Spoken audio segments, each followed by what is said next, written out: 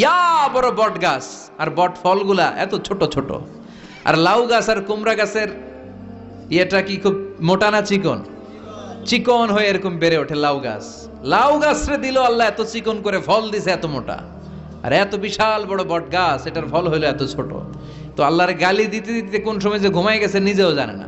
হঠাৎ করে নাকের মধ্যে ছটাং করে বট ফল পড়ছে একটা, লাভ দিয়ে উঠছে, নাক দিয়ে রক্ত বের হওয়া শুরু হয়েছে। রক্ত মুছতে মুছতে মনে মনে ভাবে, আসলেই তো আমি বড় একটা উল্লুক্কা পাঠা। আজকে এই বট গাছের মধ্যে যদি লাউয়ের মতো ফল দিত, কুমড়ার মতো ফল দিত, আমার নাকের উপরে ওই লাউ আর কুমড়া পড়লে আমি থাকতাম না, আমি বিদায় হয়ে যেতাম, অক্কা পেয়ে যেতাম, ঠিক কিনা? যেখানে যেটা যেভাবে যতটুকু দরকার তার নাম, চিৎকার করে তার নাম। আবার এই দেশের প্রাণীগুলোর চামড়া যদি মোটা হতো, উলের পশম থাকতো আর কম্বল